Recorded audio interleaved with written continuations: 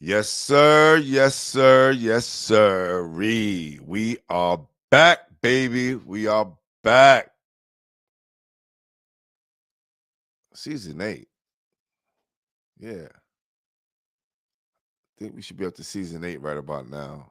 Hopefully it doesn't say season 7, but if it does, we are in season 8 right now. And we starting it off with a goodie. All right. So y'all sit back, get your popcorn, man. Get your potato chips, French fries, whatever you got to snack on, because this is going to be a goodie. All right. We are blasting off on Facebook, YouTube, and Instagram. And if this is your first time checking out Basketball Heads, make sure you hit that subscribe button. You know, get in on the comments. All my people out there, Instagram, you got to come to YouTube if you want me to see your comments, because Instagram be going so fast and hard to keep up. All my people over at Facebook do the same. Y'all know what it is. Get ready for the show. Welcome to Basketball Heads Live. I am your host, Glenn Poole Harding. And oh boy, we have a very special guest. This basketball head is a Brooklyn street ball legend. And I think he done kicked so much ass throughout the boroughs. We just might as well call it New York City street ball legend, whose style represented his nickname, Hammer, by the way he smashed the competition. This basketball head attended Boys and Girls High School and was a standout under legendary coach Paul Brown. This basketball head would then travel overseas to play in Paris, France with the legendary Riverside Church, now called Riverside Hawks. This basketball head returned home to attend Sullivan County Community College. We played and dominated the competition there. Afterwards, this basketball head took his talents to the streets to become one of the most legendary street ball legends in New York. This basketball head kicked ass and took names. There wasn't a tournament he didn't dominate in Brooklyn or throughout the boroughs. This basketball head name rings bells in the elite basketball circles. He didn't just get buckets. He was a lockdown defender as well. As a matter of fact, he was the last player to win MVP in the legendary Soul in the Hole tournament. You already know winning MVP there puts your name as one of the best to come out of Brooklyn. So, without further ado, help me welcome to the show New York City street ball legend, Brian Hammer Elleby. Y'all ready?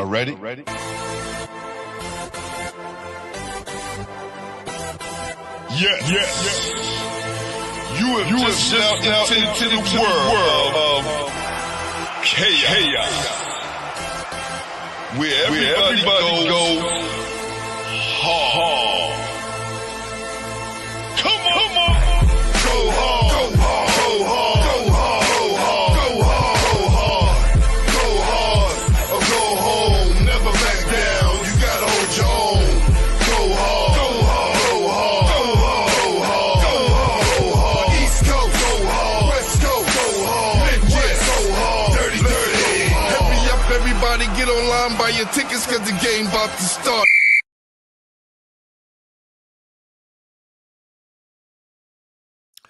What's up, man?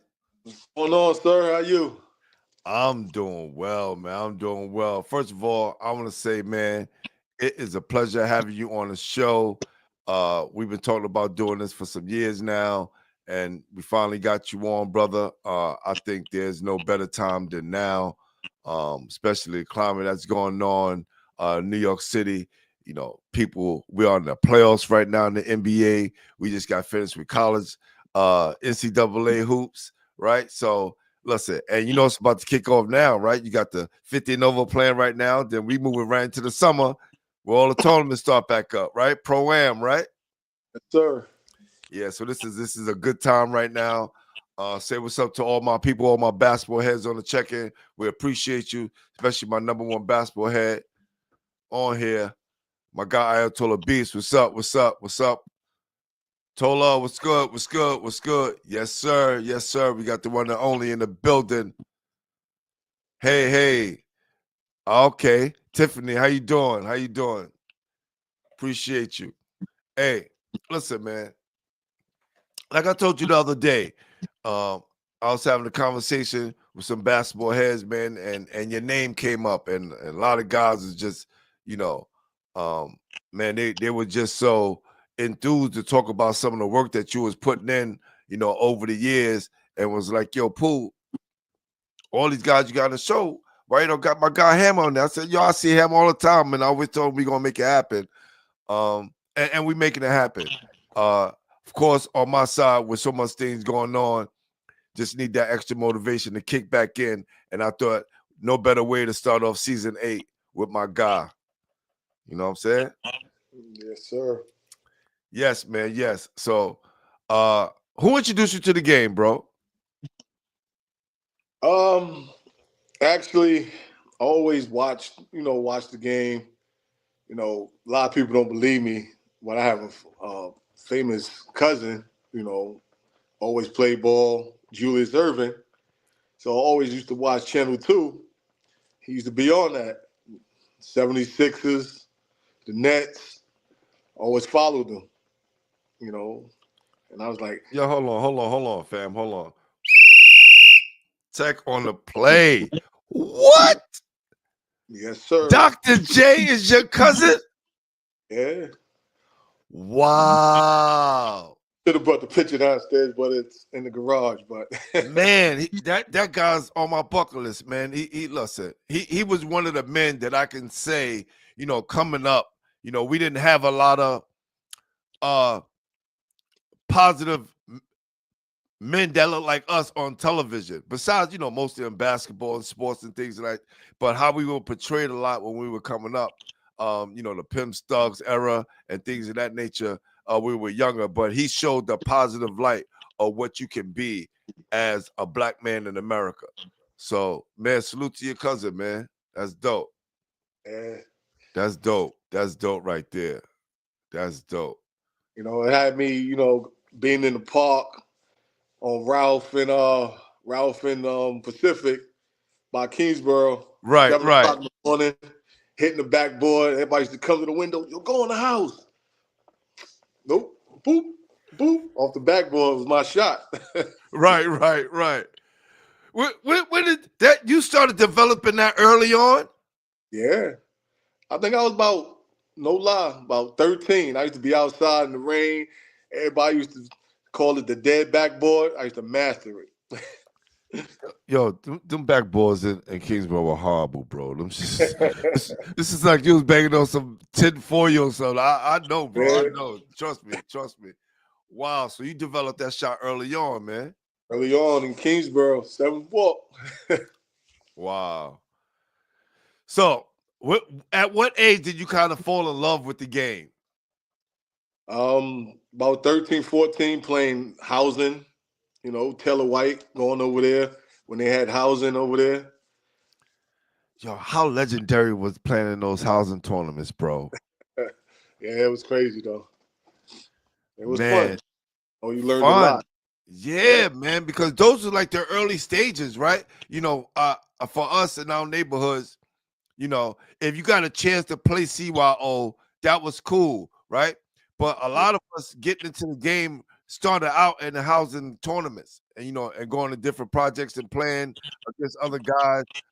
And that kind of toned us up for later on when we got a little older, playing in the other tournaments, the citywide, or we played in Energy, all that. high energy. Right. But those was like our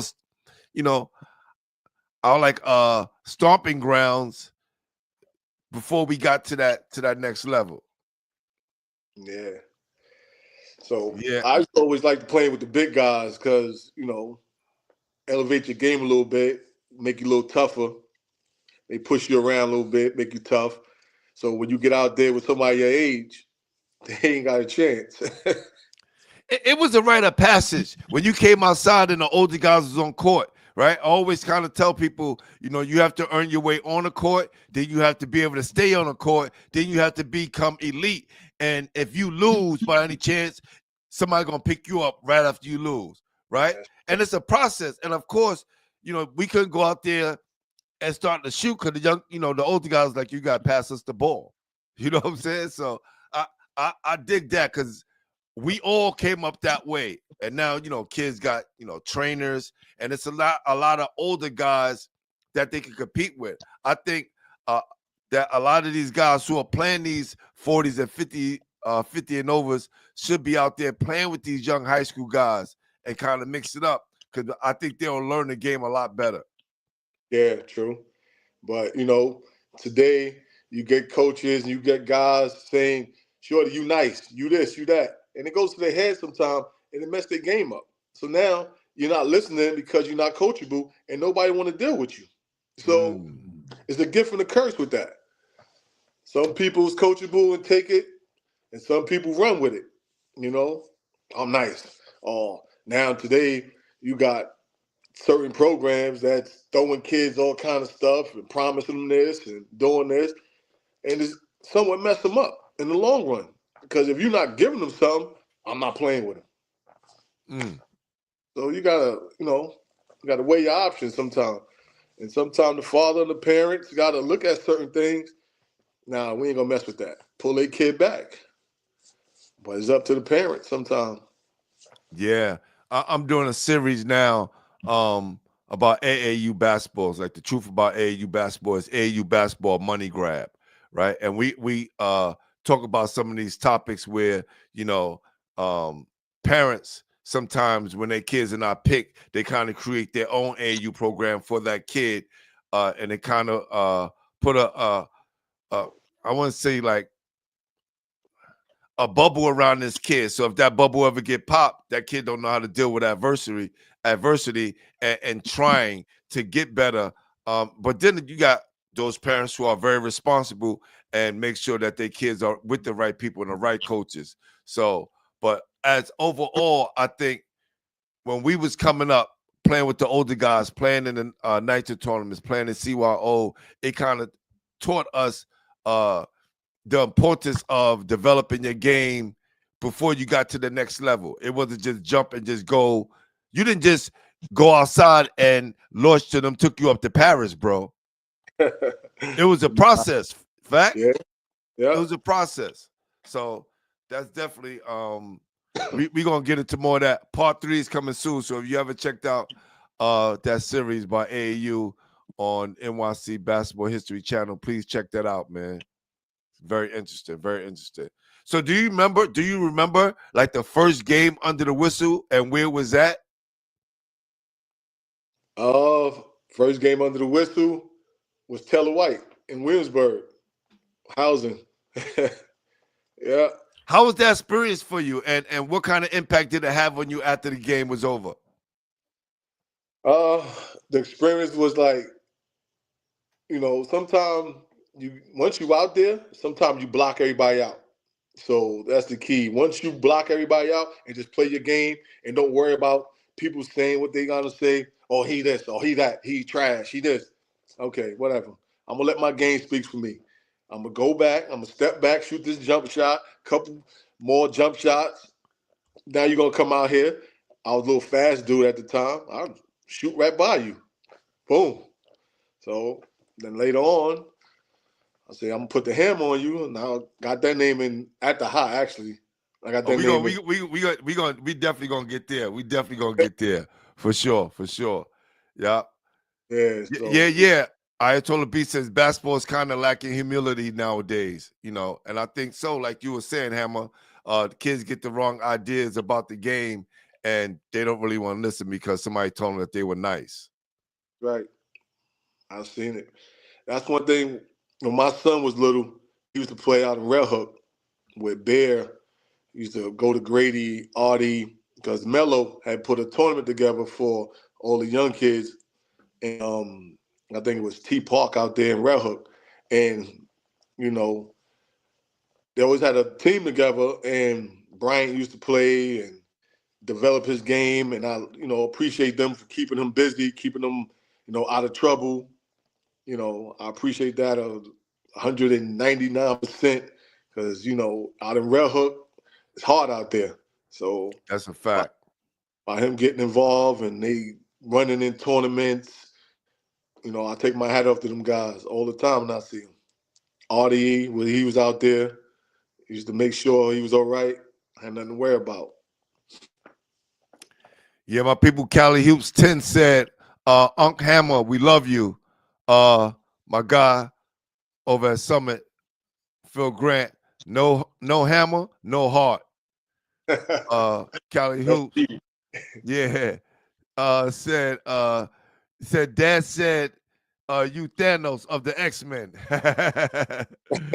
Stretch said X-Men for life, my brother. Kings County Wolf said Hammer big bro salute. Showing you love, man. Showing you love. And Coach Ann said you're not lying. Mike Lowry, my guy Hammer. Definitely in the building. You know what I'm saying? What up, Chuck? See my guy Chuck in the building.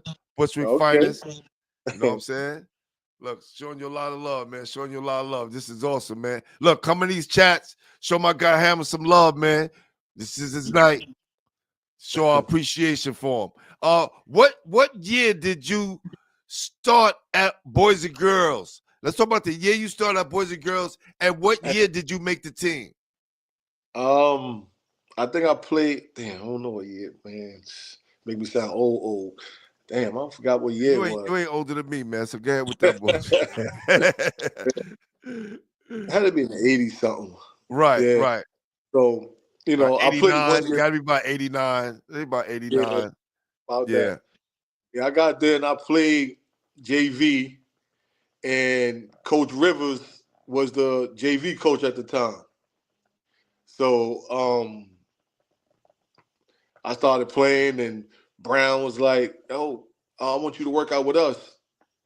I was a little hesitant. I was like, "Damn, these guys is, you know, kind of big." Yeah, Dog and Big Will Davis, and I'm like, "Ah, man."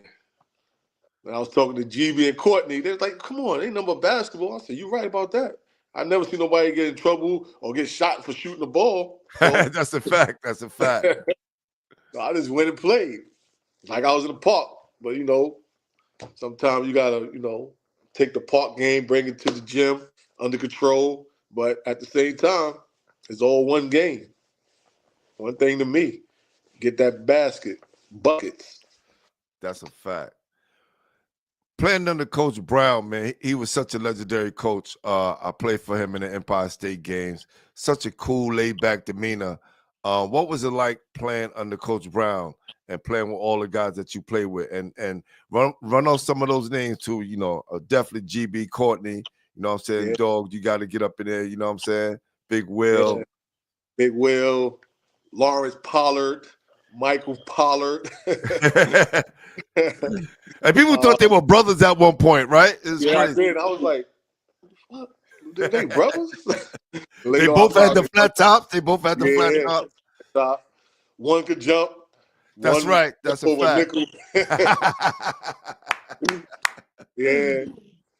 That's right. That was cool playing at the house, 6 o'clock in the morning practices. Then we got to go to class after that. You know, that was some fun days, you know. Nah, we used to go to Trenton every year, play them guys in Jersey. Yeah. Yeah, that was tough. Yeah, they did that. They even did that. They was doing that before you got there. I remember the High going out to Trenton and playing. It was always a major event. Uncle Tony said, ask him about the deal he had to become Grandmama. Oh, man. Hold on. Oh. Is this a real story? Yes. Do tell. I'm gonna sit back. Okay, I owe that to my man Bam, Javon Moore. They were looking for somebody to play Grandmama, and the guys from Rucker, Dexter and his partner, they was like, we need somebody to be Grandmama. So I was like, okay, I'll do it. Bam told Dexter, he called me. I said, all right, I'll do it. So now when I get up to the office, I'm talking to them, and you got to put the wig on. You got to put the socks on with the little pearls on it. I had Yep, the yep. dress. I had the pearls on my arm. I had the glasses, and I was doing a lot of appearances like MTV, Summer Jam. I went to Boston for the championship game. It was real fun, And then I met Larry Johnson, and then he signed a sneaker for me. But when I was supposed to meet Larry Johnson, I'm sorry about that. I had got married, so I had went away. But that was a good experience. All right, Dantania Mixon. What up, Mix? What up? He said, don't forget Deco Iverson. Deco Iverson, of course, Deco I would Iverson, never yeah. forget Deco. I would never forget Deco. Yo, what up? Yo, Bam, I need you to come on the show, fam. I know we've been saying this for a minute. Definitely got to show you your flowers, my guy, for real, man. We definitely got to make that happen. That's a fact. That's a fact. Your name come up too much on these shows. I'm telling you, your name rings bells as you know, but a lot of guys come up here and show you love, man. He said he didn't make the cut. He said, I did get my cut. No, for sure. I'll make sure I get your number and I'll hit you up so we can schedule that. Now, this is dope, man. Grandmama. Who would have known? Hammer. Grandmama. All right. Where did the name Hammer come from? Let's talk about that. Let me see. Playing ball, a little bit, and just playing ball.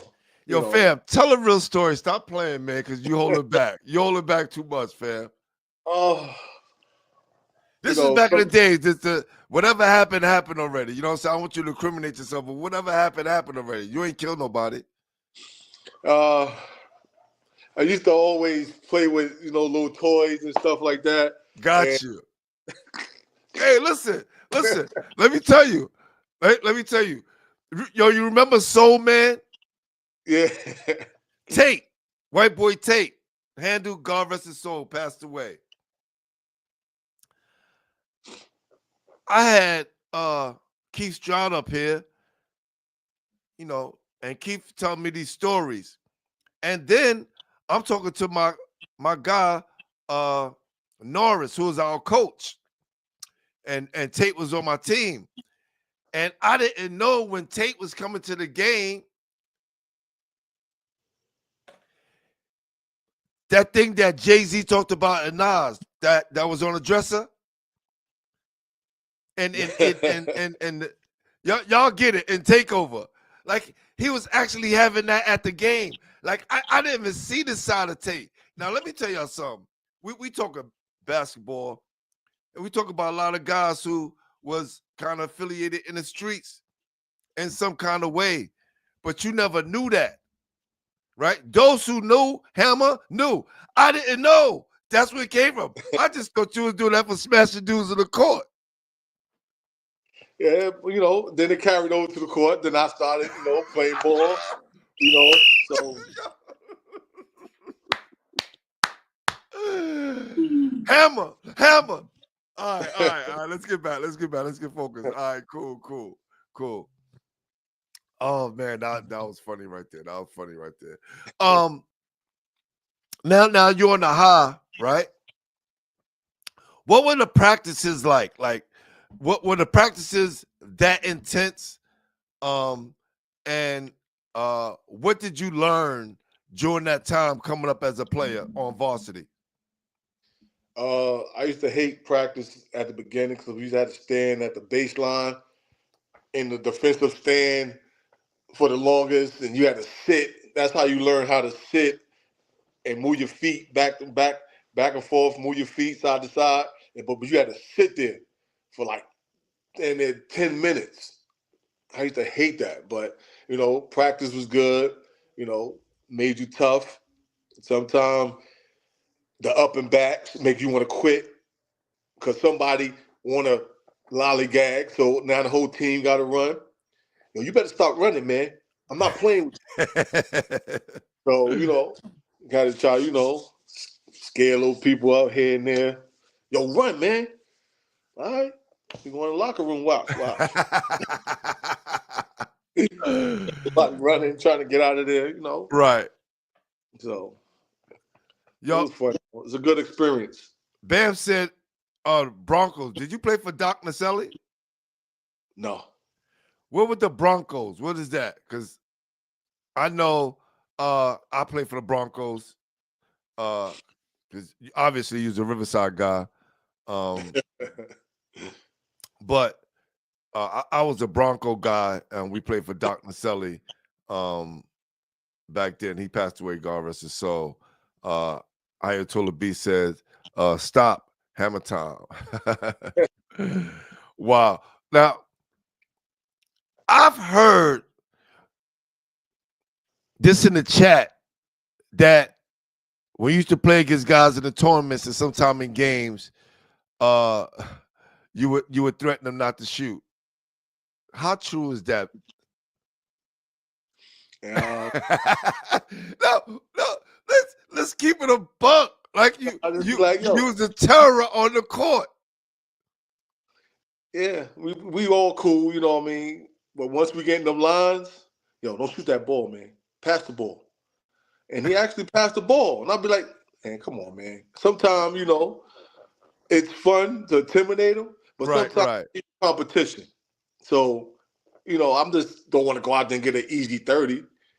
I need somebody to try to stop me. So, sometimes my whole method was I got 6 fouls. Why take them home? So I come down, take the offensive, boom. So next time I come down, dummy.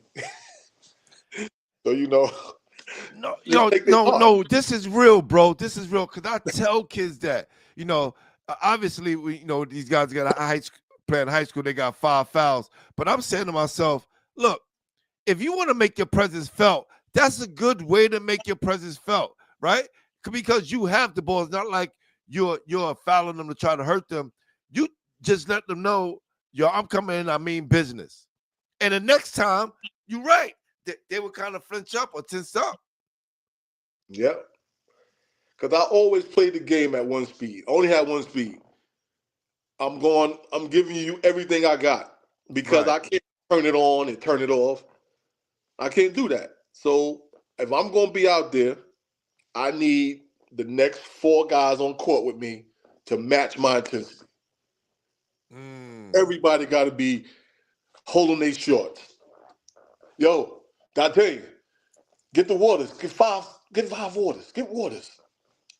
Everybody got to be tired. Everybody can be tired. And I'm yelling at everybody all the time. I don't care. Man, how was those X-Men days, man? Sometimes it breaks you. But yeah. I need to win. So. And those are the X-Men days, correct? X-Men days, man. I just want to, right now, take my hat off to D'Artagnan because I was outside. I was outside. And D'Artagnan took me. I want to give a shout out to Fuzzy because without him bringing me to the X-Men, I would never play with the X-Men. So Kevin Fuzzy Moore, brought me to the X-Men. And D'Artagnan took me under his wing, took me out the hood, kept me busy, always playing in all the tournaments. So I ain't had time to be in the hood doing stuff. So, D'Artagnan kept me busy. And I owe that to D'Artagnan. My brother, thank you very much. Now that's dope, man. That's dope because I think he appreciates you as well, man. And he's did a great job with the X-Men. He's doing a great job with these girls out here now, winning back-to-back city championships and just carrying on the X-Men legacy, man. So salute to D'Artagnan, man, for sure. For sure. He said, yo, Bam said, ask him how hard he will foul dudes at the end of the game. Listen, man. Everybody know 2 minutes, I gotta stop the clock. If you got that ball, and you know you're straight wet, so you like this now. Everybody know. I went from hammer to hammer. So you started to make the name make sense in the court. Yeah, why not? Wow. Wow. The Q Boogie said, ask him if he would ever consider coaching. I always wanted to coach. And I always wanted to have my own tournament. But at the time, let me see, Cookie had Brevoy, God bless his dead. Mo Kirby had 335. Mm-hmm. So I wanted to do something in Kingsborough. So it'd be like the round robin, like it used to be Sewn the Hole, 8-ball Kingston. Yeah. So I wanted to try to create that. But at the time, it was like a whole bunch of gangs, and I just didn't want to be responsible for giving somebody parents bad news, because once they leave the park, they got to go down the middle of the projects or they got to go down Ralph Avenue. So you know how that could be. So I just didn't want to have that, on my conscience. And coaching wise, I work too much, and I don't want to start coaching, and it's not fair to the kids because I got to work. So I never really I always wanted to get into it, but I just had to work, man. I love the game. I'll stand on the sideline and throw my 2 cents in here and there. Shorty, take one more dribble before you do that. You picking the ball up too early. You're shooting too deep. Step in, make your shot shorter. Things like that. I like to be at the games and come here, do this, do that. But, I really didn't have the time. Yeah, I definitely understand that, brother. That's why I stopped coaching, because if you can't dedicate yourself full time to it, it's not going to be worth it for the kids. Yeah, it's not fair. So yeah. D'Artagnan said, thank you, as I know he would appreciate that, man. He's showing him some love. And Ayatollah Beast always on check-in said, that's why I rock with this show. It's informative, funny, and heartfelt at times as well. Appreciate you, brother. This is real deal, man. This is real stories right here, man. This is real story. And another thing, man, I found out early on, being a history teacher, when I first started out, kind of delving into our histories and always seeing somebody else writing out stories, right? And then you go figure out, and you do some more research and figure out the people who wrote those stories was wrong, because it didn't come from those people. It was just a perspective of somebody else, right? And then when I would do my research and stuff and put up articles, and guys hit me up, be like, yo, Pooh, that's not the right amount of points, or I didn't go to that school. And I'm saying to myself, this is why it's important for guys to come up here and girls, men and women, to tell their own stories. Because ain't nobody going to know it better than you. Yes, sir. Because you walk them shoes. That's a fact. With so many good players on your Boys and High team, did you feel like it was tough for you to have the impact, or do you think that you were just coming into your own at that time or afterwards? Like when did like the hammer that we all know and watch, when did that player kind of develop into the player that you became? When I was in high school, just being out there with Mike and Bud and them, just seeing them jumping and dunking, and Bud with his little tippy-toe dunks, and he used to shoot the ball good. That boy could shoot, yeah. Yeah, Big Whale with the jump hook, and Dog used to, try to rip the rim down. I was like, damn, ain't going in there. But, nothing but basketball, like I said. You got to stop them. They got to stop you. Right. So, hey, go out there. You can't. You're not going to get in trouble for shooting the ball. Like I said, shoot. That's right. Play the game. Play the game that you learning to love. You willing to go out there and play and have fun. That's all it is. To me, I always tell everybody, we're going to play this game. We're going to have fun. Have fun. If you're not going to have fun, then you're going to BS. Don't play.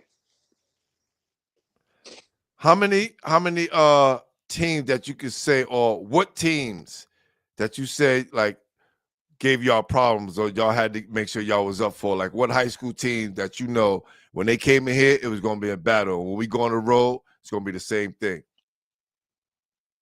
Lincoln, Shaka Shipping them, Grady, South Shore with Saturday. Oh my goodness, that boy, he was tough. Tech at the classics, like Martin Luther King classics and the Kangaroo Classic. Tech was tough, but Canarsie, we just beat them up all the time. Erasmus, Smoke, he was kind of tough. We beat them up all the time too. So, yeah. Yeah, I think they gotta look. I gotta tell Roof this. Roof, if you watching, we gotta bring back the Kangaroo Classic and make it competitive, right? Yeah. The Kangaroo Classic used to be it. Like, who were some of the teams that played in the Kangaroo Classic when you played? Damn. If you can remember. Oh. Now Lachlan, we played Lachlan in Martin Luther King Classic. Catholic school battles was tough back then. Yeah, that was Selden and Andre Riddick and them. We played them at Martin Luther King. Damn, I can't remember some of the teams in the Kangaroo Classic, but they was tough, bro. They had that jumping right there. What was that? That was right around what was it? I know the Martin Luther King Classic around Martin Luther King, and it was. Was it like December, like November, it was December? Like November. Yes. Early in the year. It was early in the year. Yeah. Yeah. It was in November at Pratt. Pratt, I'm telling you, listen, people don't know. I used to go watch, man. I remember when Andre Kibler, who was at who went to Alexander Hamilton, but he transferred to Bishop Lachlan, and he dunked on my guy Devil Dog, who played for the High at the time. They both came from Alexander Hamilton, and that was just like the talk of the town. Rest in peace to my guy Devil Dog, just passed away. Javon Moore said Kenny Woosley, Saturday Beeville, Brownsville, for sure. Daddy was tough. He was tough. For sure. How did you get connected to Riverside? Actually, my man Henry from Red Hook, we had went up there a couple of times, and Mr. Lloyd see me play, and he was like, "Yo, who was that?" And then, come down to the church. So I went down to the church and played, and we played against the different other schools, and Columbia, we scrimmaged them. Then Mr. Lloyd put me on the traveling team. Then we went to Paris, and with Mike. Mike was one of the head coaches, and no, Kenny Petler wasn't there. Kenny P wasn't there. That's why I played with him in Brevoy. Yeah.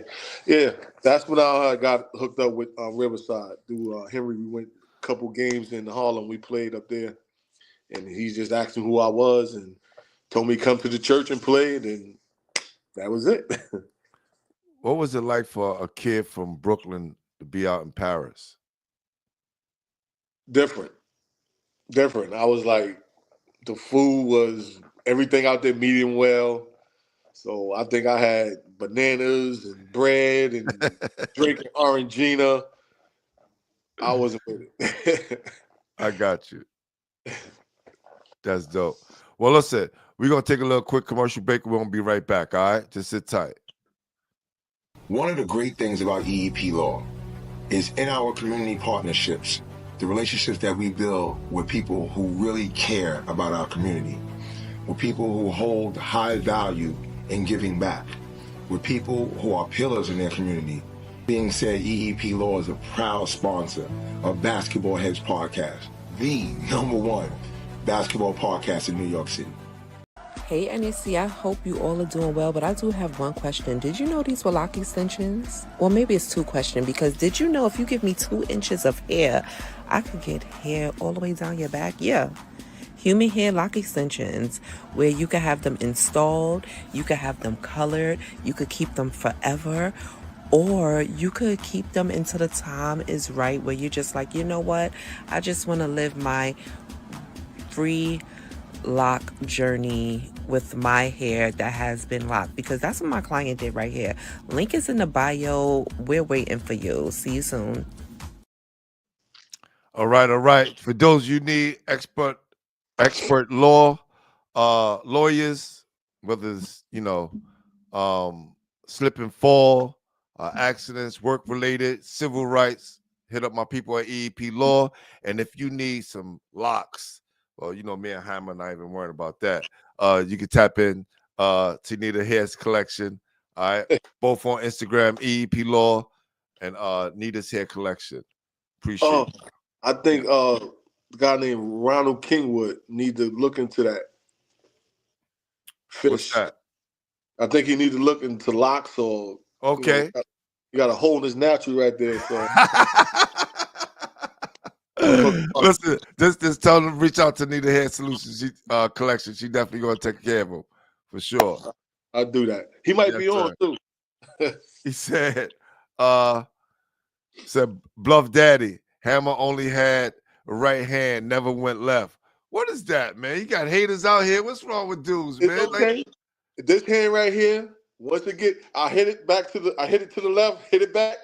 Next thing you know, into the game, look at the books. What I got? As my man Strick said, God bless his dad. They gotta stop it, right? They gotta stop it. Ain't my fault. Look, you got Bam over there dying right now. I'll tell you, over there crying. This is crazy. Yo, this is real right here. Nah, so who connected you to Sullivan Community College, and did you play all 2 years there? I played a year. Matter of fact, who connected me? Courtney Solomon did. Courtney did, because he was asking me, he said, you want to go back to school? I said, man, I ain't doing that. I ain't going to school. He said, come on, man, get out the city. I'm like, I ain't going, man. So he kept on coming to the crib. I'm like, yo, Court, I'm not going, man. Yo, I'm going to have Paz call you. Passenger called me. Eric Fugu was the assistant coach. He started calling me, because at the time, Rodney Carr and, excuse me, I forgot his name. The head coach of BMCC wanted me to go there. And I was like, nah, I ain't doing that. So I wound up going to Sullivan, playing up there. I played a year and a half, and then, got a little trouble. So I came back to the city. And the year I was there, we made it to the finals. And they wound up winning the state championship when I left. So that was kind of hurtful. So we could say that you had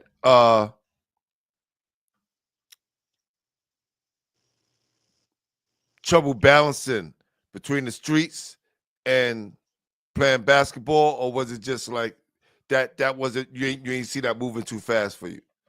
Nah, it was somewhat my temper a little bit. Okay. They know how to, turn it down. I'm always, but sometimes you gotta know when to do it and when not to do it. Turn it off. But, gotta somewhat control that. And at the time, I really didn't control it right. So it cost me, a little trouble. Had to come back on home. Yeah, I think it's good for young kids to kind of hear that, because a lot of them deal with those same issues, and a lot of times they think they're the only ones going through it. You know what I'm saying? Or having that situation. But I think they able to hear someone of your stature and all the experience that you have out here in this world, both being a man and also playing basketball, it could give them some encouragement to kind of make the right decisions, man. So I appreciate you keeping it real on that one. Yes, sir.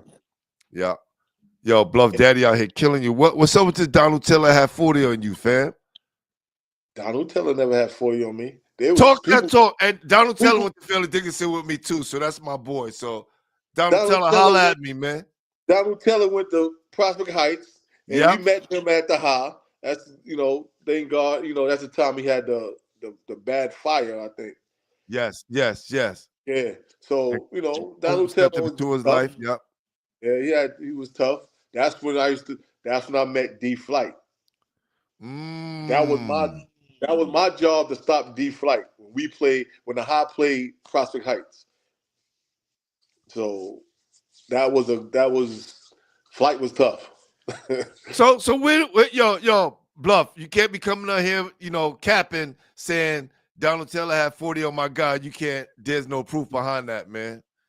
Where? I wouldn't be holding Donald Taylor. So where? Right. Who is this? Who's that guy? I don't know. You say one more thing, man. I'm gonna get you off here, Bluff. He said at Kingston. Kingston? I own Kingston. Woo! Talk I that. own Kingston. This the ham I want to hear. I own Kingston. That's right. What's wrong with him? I had like 5-6 championships in Kingston. You name it. I got mad chips all over. Yo, let's tell people right now. Let's run down a list of tournaments that you dominated. Because we're gonna get all this off our chest right now, Hammer. Let's talk about all the tournaments. Just run down the list of tournaments that you said I dominated here, dominated here, dominated here. Let the world know. I got five championships in Pro Rucker. I got only got one in Sona Hole, but I got the one that count, the last one. I got 4 in West 4th. No, 3 in West 4th. I got I think 2 in 8 ball. Let me see. In Pro City, I got 1.5 with Nike 1. Damn, I got a lot of chips out here. That's a lot. That's enough right there. That's enough right there. I wish there. I'd have had the rings from Rucker, because I look like Jordan. I had the rings on.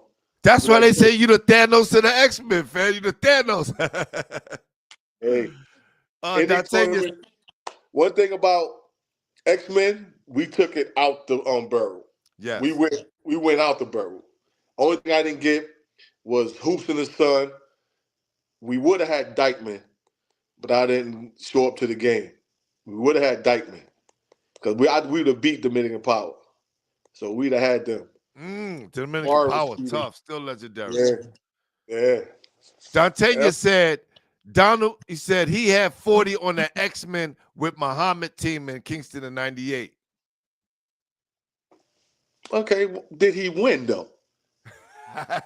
Did he win? Did he win? No. We own Muhammad team. Reality check. We own that team. Only team that really gave us a problem, Kenny Kings. He did say he lost, but they lost, and Mike Campbell dunked on them. Okay. Come on. There you Come go. on. There you go, Hammer. The truth will come out, Bluff Daddy. The truth will come out. Okay. Fact.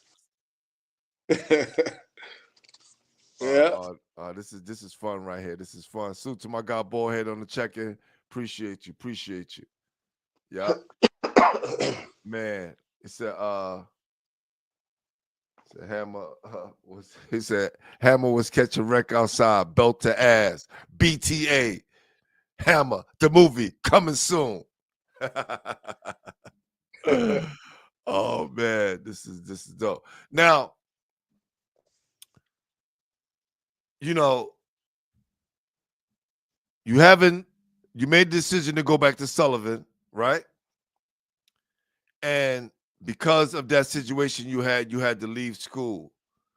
How were you feeling after you realized like the college player days might be over? Like, what was the feelings inside, and what were you going through at that moment? I was like, I gotta go back home.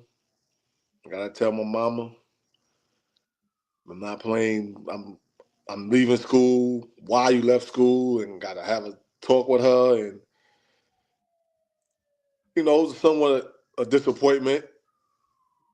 She looking at me, and I'm like, and she just shaking her head, and I'm talking to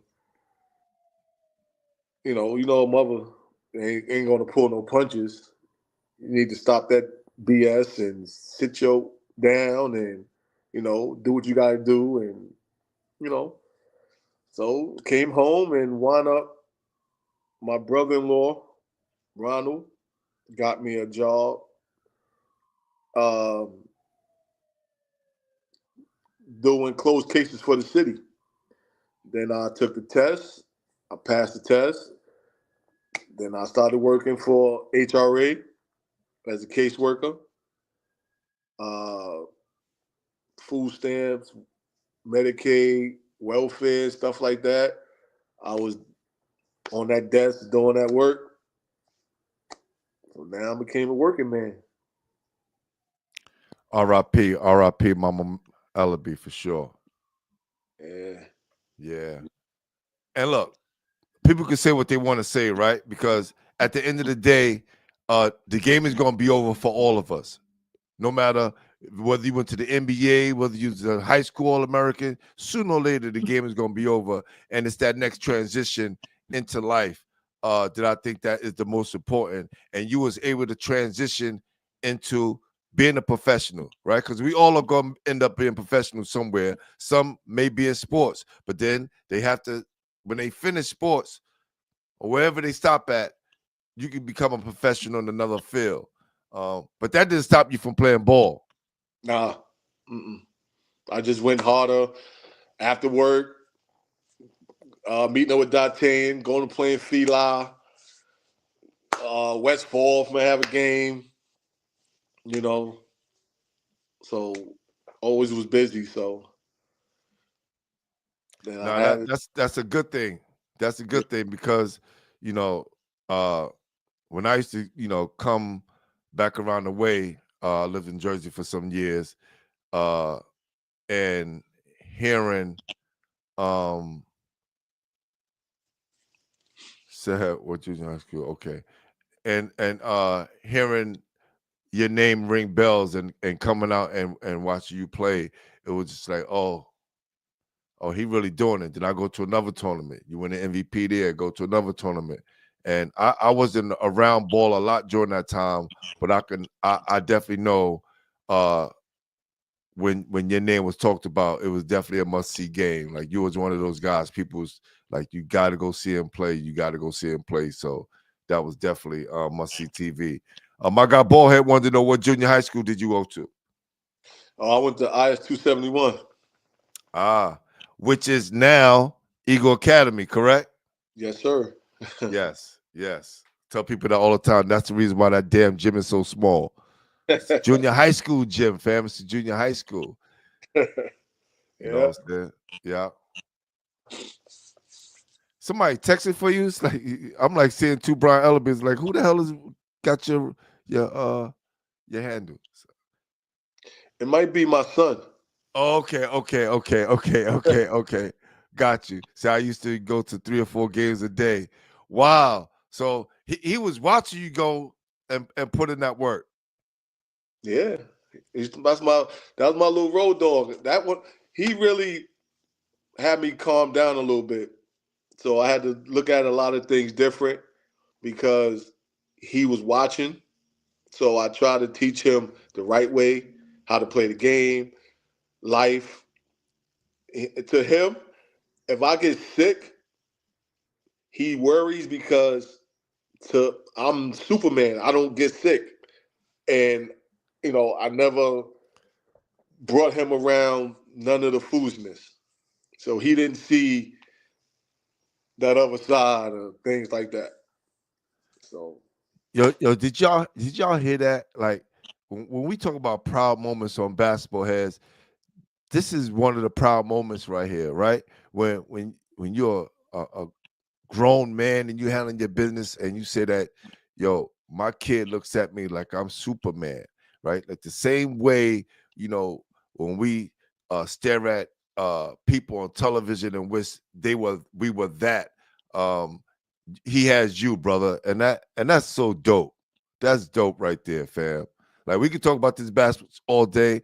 That right there is dope, man. Salute, young king. He said facts. No doubt. I love that. That's awesome, man.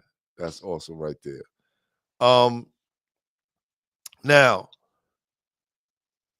when did you realize like you was a problem and that the only person that could stop you on the court was you? uh, once I came home and had to get a job and started playing street ball, listen, I only got one speed.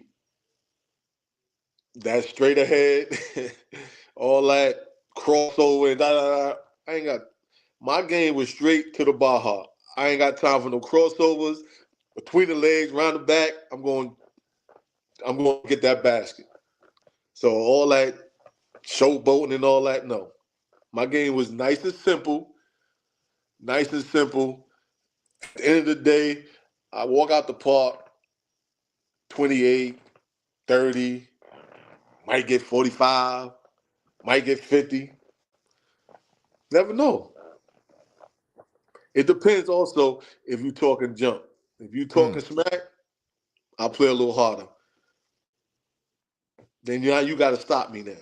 You don't woke me up. So take this like 12 or now it done went from 12 to damn near 30. So keep talking. So I got a video coaching the chip, holding him crying. Oh shit. Brian, he talking about you.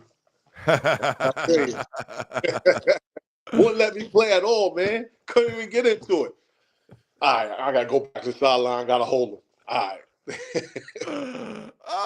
That's dope. That's dope. Well, who was your toughest competition up at the Rucker?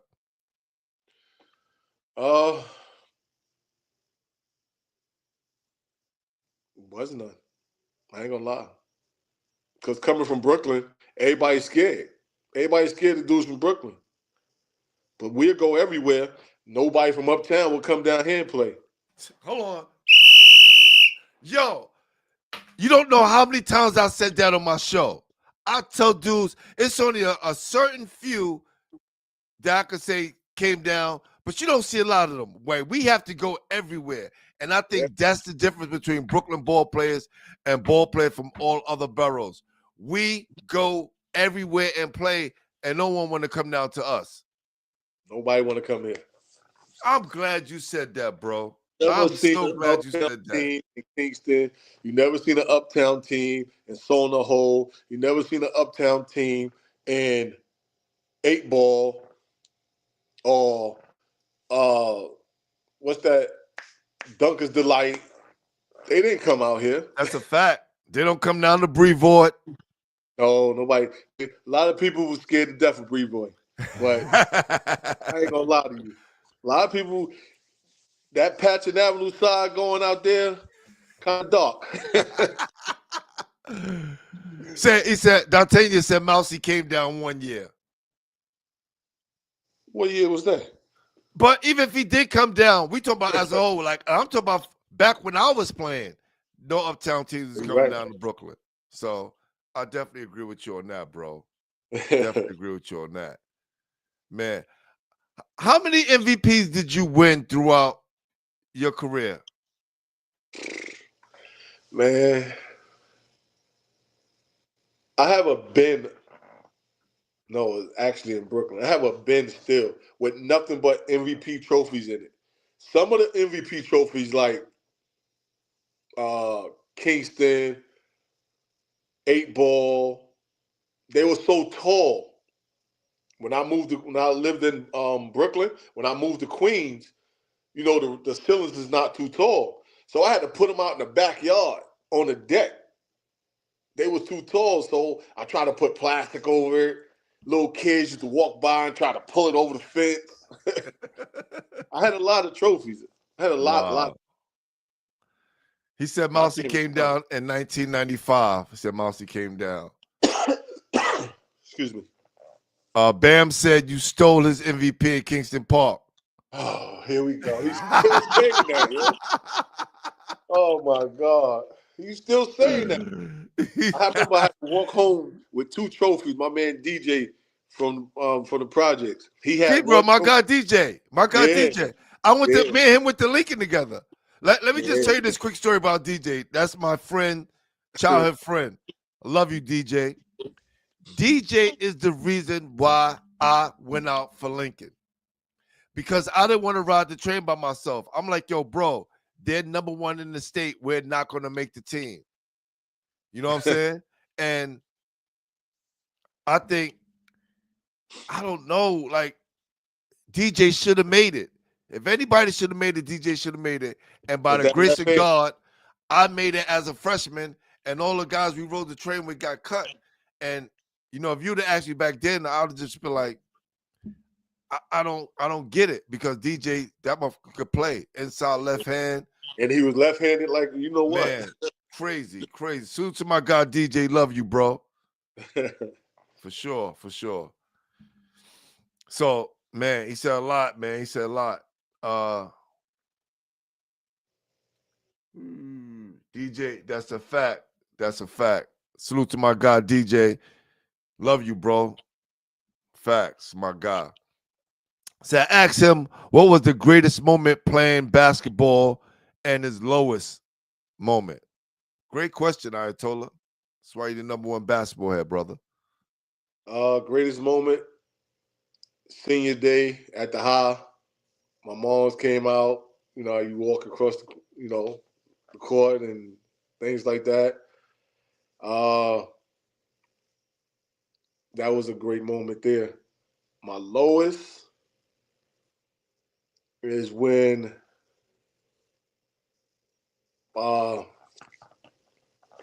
like my mom's, when she passed away, that took a lot out of me, because I was somewhat a mama's boy. And when she passed away, I had to do some major growing up, even though I had my son, and I had to like fend for myself. And yeah, that was it. And then 4 years later after that, my little sister passed away. And she had 5 kids. So I had to raise 5 kids. I went from a part-time parent to a full-time parent. So I had 3 nephews and 2 nieces I had to raise now. So wow. That was real challenging. Yo, brother, let me tell you, I definitely feel where you're coming from, because the reason why I stepped away from the game, because my mom passed away 4 months after I graduated college, and she was taking care of my nieces, and I had to come raise 2 nieces. I couldn't go overseas and play basketball, so my career was basically done. And, you know, definitely walked away from basketball. So I definitely understand, man. It's a lot, man. And I think guys like us don't get credit because they always talking about, black men don't take care of kids and don't doing that, and not knowing that you got guys like yourself and myself who did it and took care of other people's kids. And it's our responsibility because it's our family. But man, I just want to say salute to you, brother. Just knowing that, right? So knowing you and then hearing your story and then finding out these things about you, I think, man, it's going to be a blessing for a lot of people out here, especially all the basketball heads that watch the show. Hearing those things about yourself, man. Definitely, ballhead. That's a fact. That's a fact. Big Rob said, Pooh, you have to understand when you played, all the best Brooklyn ball players played for the Gaucho Riverside Madison Square Broncos. That's a fact. So it was no need to play in Brooklyn tournaments. Yeah, all right, I'm gonna let you answer that. I get you, Big Rob one. I get you. But go ahead, answer that. Hey, Rob, listen. Sometimes it's okay to see something different. It's okay to get whooped differently than somebody you know, than somebody you don't know. That'll make you want to come to Brooklyn and be like, yo, I want revenge. I'm gonna put a team together and we coming out there and we gonna win. We're gonna give y'all a little more competition. A lot of people are scared to death of Brooklyn. I don't know our demeanor. We're aggressive. We talk, y'all get scared. It's not our fault, but that's what it is sometimes. But you're welcome to come to 15 over, 16 over. We still play ball on Sundays in a nice little gym. We're gonna show love. It's called Show Love Sunday. Let them know, son. Let them know. Yes, sir. No doubt. Appreciate you, bro. Thanks, Bam. Yup. Thanks, Ayatollah. Yup, my man Ballhead, he was right there. That's a fact. Munch, what up? Munch says he was one of the strongest player I've ever seen and showed it all the time. Great player. Thank you, sir. Yes. So take your game on the road. That's right, Bam. Tell him, take it on the road. Appreciate you, Ballhead. Thank you. Says, I know I was shook to play in Brooklyn back in the day. I know Ayatollah, you told me. Ayatollah's like, yo, and I hear from a lot of guys, dudes are saying, they didn't want to come down because they felt threatened. Brooklyn was mad aggressive. And I said, listen, man, there's a reason why the public schools out in Brooklyn have won the majority of the city championship, especially going from the 90s on. It's just been back to back so much. All right, let me hear what you guys say, Rob. Say yes, but Riverside Broncos and Gauchos never played in Brooklyn tournaments, and they were the best of the best. Believe me, and I get that. But it was here's the difference, Rob, and I'm gonna keep it a buck, right? Even though I was a Madison Square Bronco player, right? And we always said after we finished coming from out of town, when we came back, those guys who didn't make the team, because everybody didn't make the team, there was still some tough players. So it's not like now where it's 1,000 AAU teams and all the talent is spread out. No, when we came home, we knew that we had to go to these tournaments and battle. Now there's a lot of tournaments in Brooklyn, but trust me, you had your few. You had the Brevoort, you had Sullivan, you had Kingston Park, you had Tillery Park. There was some quality tournaments back in those days where you could get some run in Brooklyn. That's a fact. That's a fact. I forgot about Tillery too. We took Tillery like 3 times. Yeah, Tillery too. I ain't even mentioned that. Thank you. Thank you. He done ran off about 12 championships. Crazy. He said all of those Uptown tournaments winners had Brooklyn players on them. It's a fact. There you go. That's a fact. That's a fact. Somebody, Do you feel like you get the respect you deserve for all the work you put in for all the years?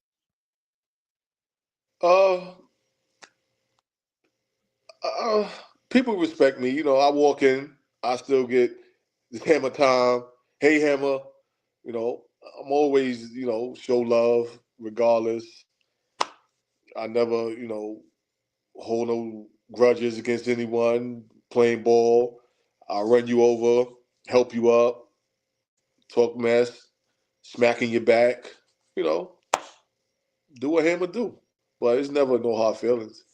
So everybody show me love all the time. I'll be places, I swear to you. I'll be places and somebody say, yo, Hammer, what up, what up? So I'm looking like, is that what up mean what up or what up? Like, so I'm like, I don't even know you, but I don't tell them. I'll be like, yo, what up? I don't even know these dudes half of the time, but they know me. Yeah, man. You got a lot of people out there that love to see you play, man. Let's talk about that apparel that you have on, man. I see a lot of guys wearing it. I know my guy makes it. Just show him some love real quick.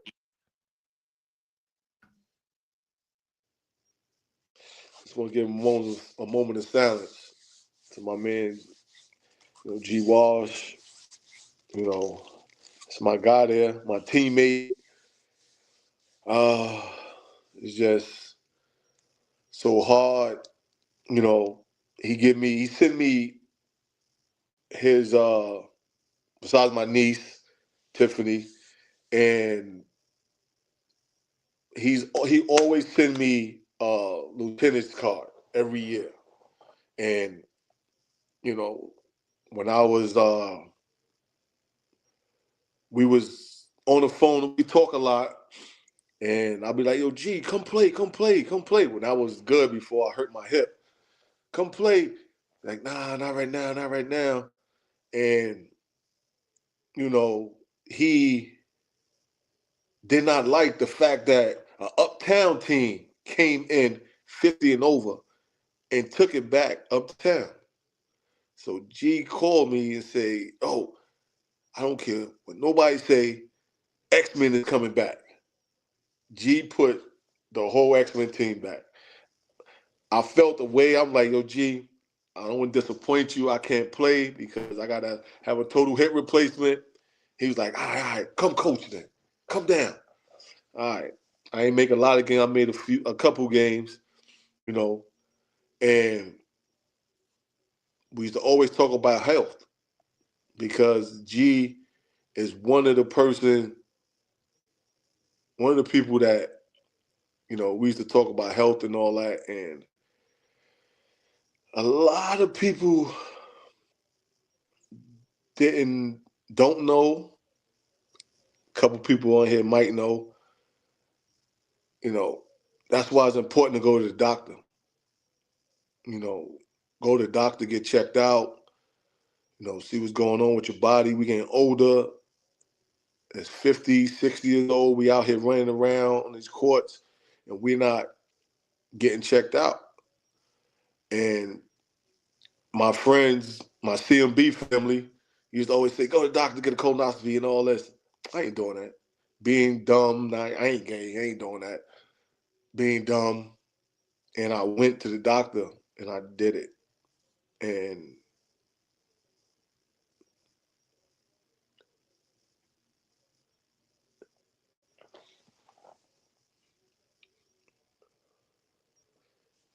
the doctor sent the paper to the crib, but I never, excuse me, I wasn't checking my mail. So when I decided to, when I was piling up, I checked my mail and got a letter from the doctor saying, call me, I've been trying to get in contact with you, this, that, and the third. And went to the doctor, told me we've been trying to get in contact with me. I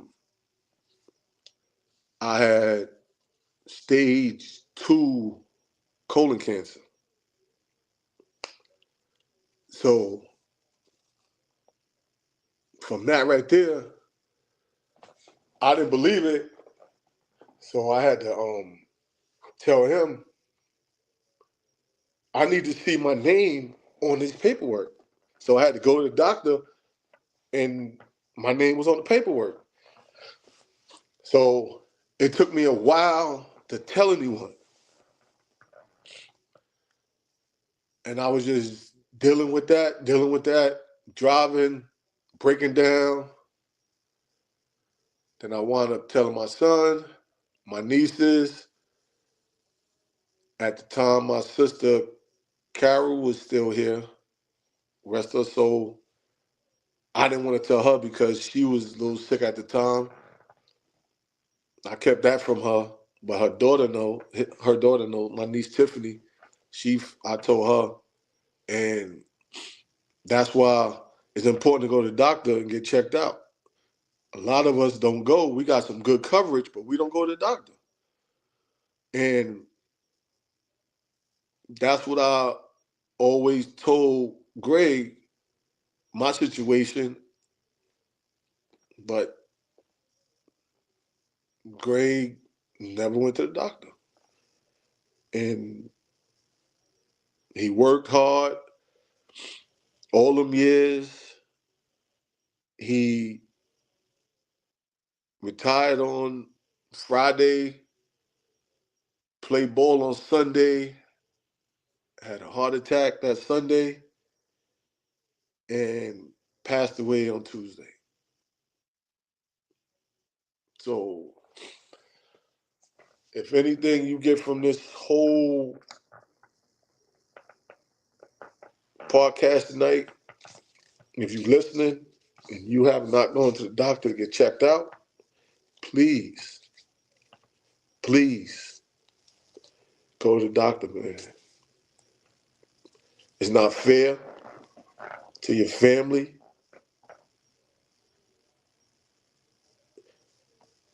Got people that love you out here.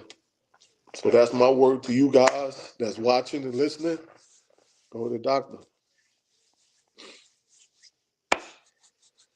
And so I said to a couple of my teammates at the service, once I have my surgery, I get this flat fix. We're gonna come back with 15 over. It's gonna be X-Men / G Nice All Stars. No doubt. No doubt. Let's give a moment of silence to my guy, Greg, man.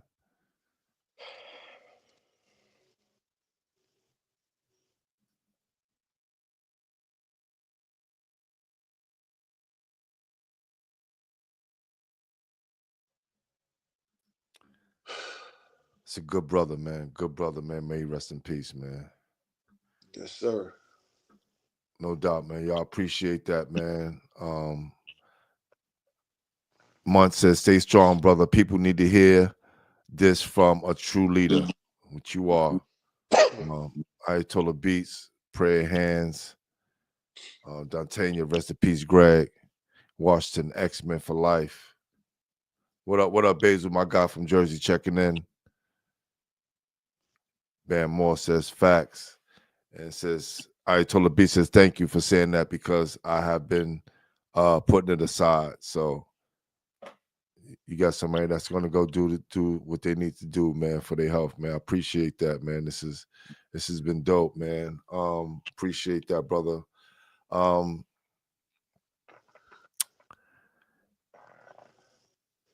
Now,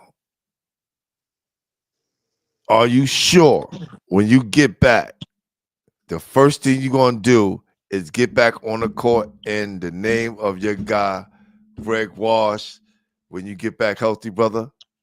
Yes, sir. Yep. I already got it planned out already. I'm gonna get it done.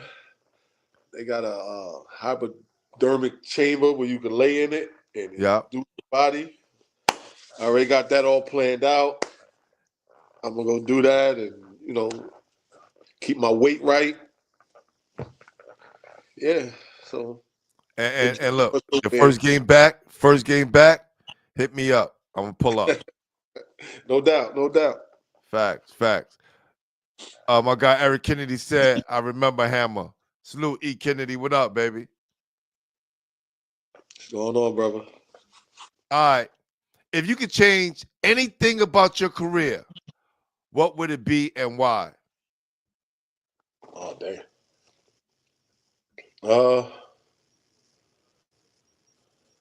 If I could do anything different, I would. I would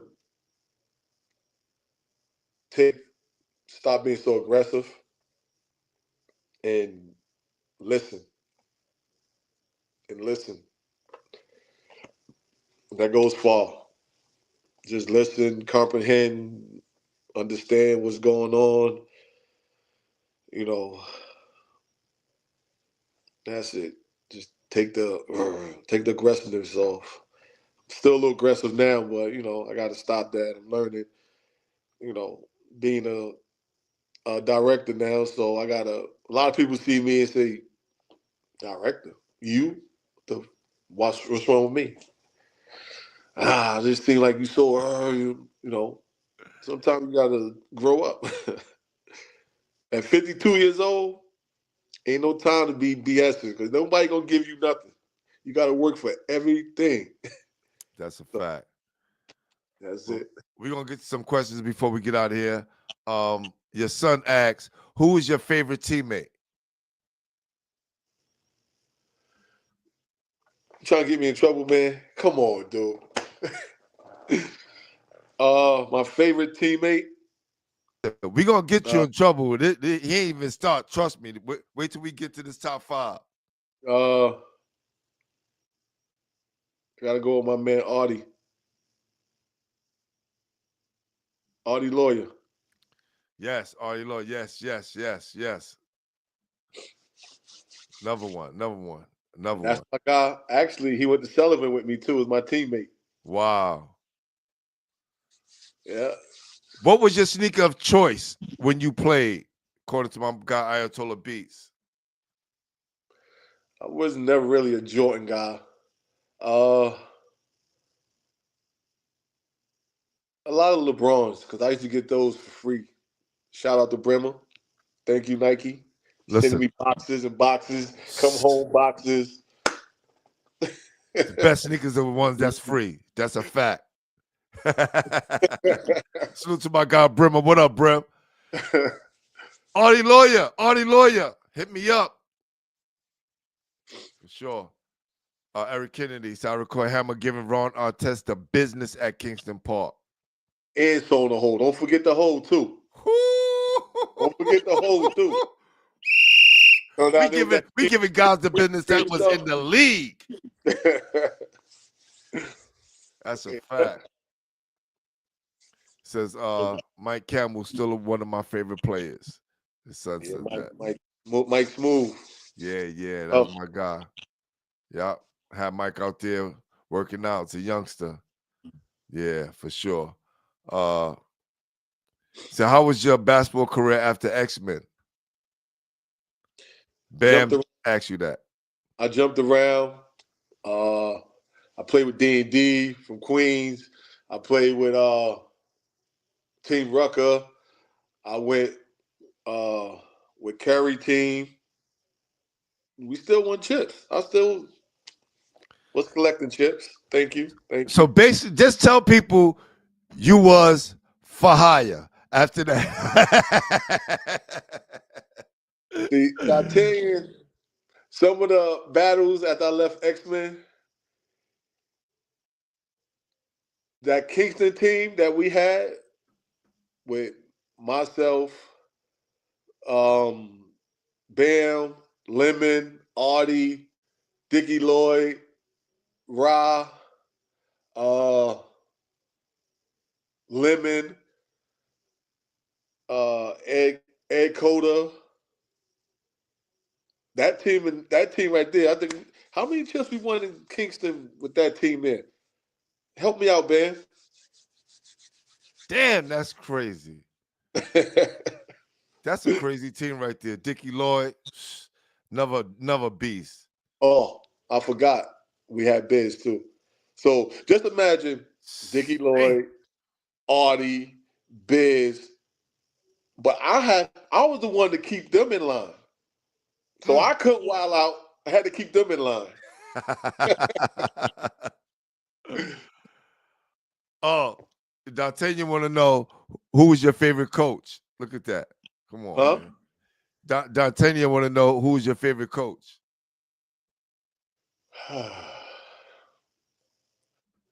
After the praise I just gave you, brother. Look, Bam said the I'll same tell thing. Yeah. Definitely. He said, I heard about the whole, but I wasn't there for that. I witnessed Kingston, though. A consistent winner. That's a fact. He won on the court. Now he's winning off the court. It's a fact. Yeah. Yeah. That team only won 2. With that team that y'all had, he said only 2. Okay, that make it 7 for me, or 5. 5 chips. Okay. Thank you. He said, did he ever come out to Queens to play in the parks? And if so, where? Lincoln Park. I played out there. We won the championship out in Lincoln Park. Right, did I tell you? Yes. We played in D&D that he had off the conduit. We played there with doing them. We won that too. Damn. Where else? Where else? Listen. Only W's over here. Only W's. Coach Biggs, what up? What's good? That's listen, bigger? I don't know. It's 914, my guy Oh. from up top. Yeah. Listen, let's get into our top 5, man. Let's have some fun. Let's get into our top 5. You ready? Yeah. All right, bet. Let's get into our top 5. Top 5. All right. This is the hardest part of the show. We're going to have some fun, and we're looking to get you in trouble. So you only can pick 5. Can't pick 6. Can't pick nobody off the bench. You ready? Yep. All right. Top 5 players you played with. Top 5 players you played with. Top 5. I'm gonna stay home. Mike Campbell, Benny Timmons, Artie Lawyer, Aaron Walker,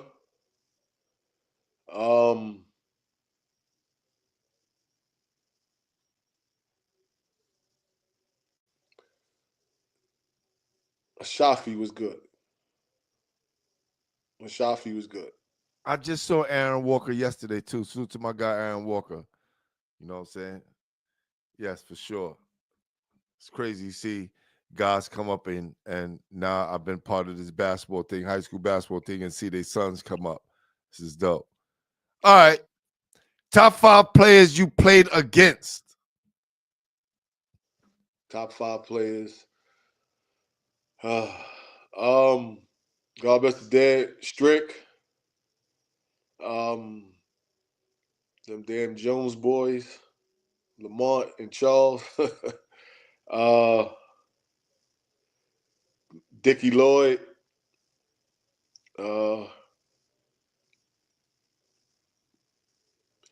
Played against. One time, Bam, when I had him in that post in West 4th, he was yelling for help. Oh, my goodness. Yeah.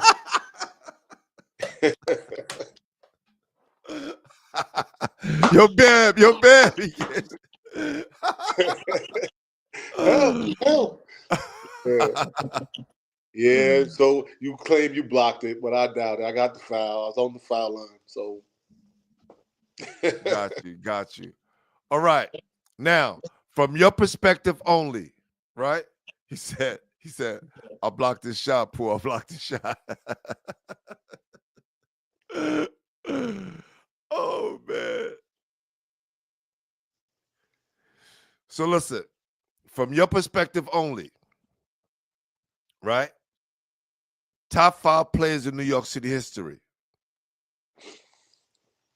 Top 5 players. From your perspective. I'm going to go back in my time, right? Whenever. You can name, as long as it's 5, you can name them from whenever era. I'm going to go with 1, McNasty. God rest his dead, rest his soul.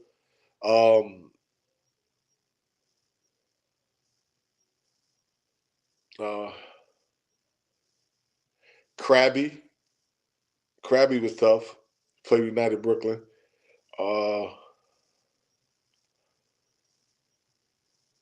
This I played against.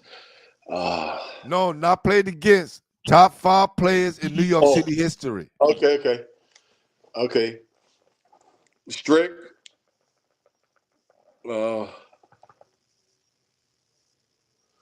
Speedy. And Lamont Jones. So you said Strick, Speed, Lamont Jones, McNasty, Conrad McRae, right? And who was the last one? You said Krabby? Yes. Yes, that's the 5. It's tough, man. And listen, bro, I've done at least over 500 shows. A lot of my shows that I haven't posted are still stuck on Instagram when I used to do my shows on Instagram. No one has ever said the same 5. So that goes to show you how many ball players we have in New York City, right? That have done their thing and continue to leave their legacy on us, man. I would like to say, man, yo, brother, thank you, man. This has been a dope conversation. I don't even call them interviews, man. They just conversations, man. And some of the things that you shared tonight, and the way you were, allowed yourself to be a little bit vulnerable and open up, man. I think people needed to see the side of you, man. And I think you're going to help a lot of men, especially a lot of men, to go to the doctor and get themselves checked out, man. I think that was very important, man. And in hearing you talk about the relationship you have with your son, all of those things that you wouldn't expect Hammer to talk about, talked about tonight in the show, man.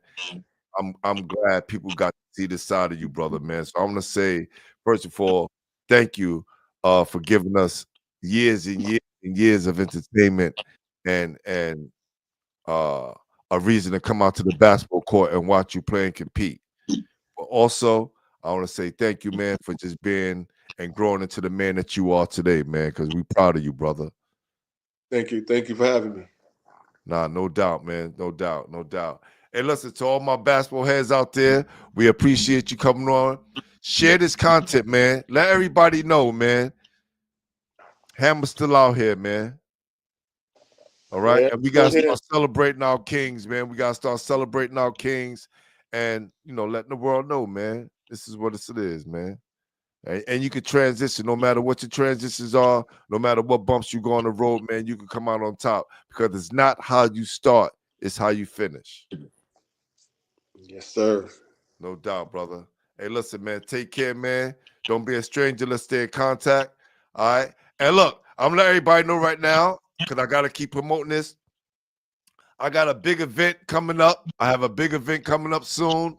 So stay locked in real quick. I have a big event coming up soon. High school basketball event. All right. We're talking about the best players in New York. Some of the best players in Albany versus the best players in Westchester County versus the best players in New York City versus the best players in Long Island. All right. This is going down May 31st. May 31st at Stevenson High School in the Bronx. Please, let's make sure we share this. And hold on, because I want to make sure that we get this up before we get out of here and let people know what it is, because this is going to be an event for, trying to bring back what we had with the Golden Hoops and Wheelchair Classic. And that's another thing that's going to be coming back soon. So this is it right here. Get this. Boom. Right? Battle for New York City Supremacy, May 31st and June 1st at Stevenson High School. You got some of the best players in New York playing in this tournament. It's a 2-day tournament event. The Basketball Heads New York All-Star Game. See y'all there. Your Hammer, appreciate you, brother. Much love. All right? Yes, sir. Good night, everybody. Peace. We're about to be out of here. All right, I'm about to go out my remaining remarks, and then we're going to get out of here. All right? So, listen. First of all, I want to say salute to my guy, Brian Hammer Elleby, for coming on and sharing this story. A lot of times when we coming up in New York City, there's a lot of things that we go through internally, externally. We got to fight our demons inside and outside what's going on. But one thing remains certain. You can always turn things around. And no matter what was going on with Hammer's life, he found a way to come out of it, right? Some tough times as a youngster, then go to college, hit some bumps and bruises, but he turns it around and turned that negative energy into something positive. He became a street ball legend. And there's so many ways that you can get recognition out here through the game of basketball. And I think that helped change his life and turn his life around. And then him dealing with his family situations, which really touched me dearly, and see him take it on those responsibility as a man and do what he needs to do for his family. Salute to everybody out there that's been in his life, all the coaches, all the friends that came on, all the people in the chat that said some positive things about my guy. Let's keep this going on. Let's spread this word. Listen, go to the doctor. Let's get checked out, man. You know, rest in peace to my guy, Greg Washington. Rest in peace to my teammate, Josie Watkins. Rest in peace to my guy, Kerm's wife, my coworker, my friend, my guy. Losing a lot of people, man, these last couple of days, man. And we just want to say stay strong, stay in good health, and don't forget my guy, Brian Hammer Elleby, New York City legend. So by the time y'all see this and y'all see that thumbnail on YouTube is no longer going to read Brooklyn most underrated basketball legend. It's just going to read New York City legend. We are out. Y'all know what it is. Glenn Pooh Harding, Basketball Heads. We are the official home for New York City basketball. Peace. Y'all ready? Y'all ready?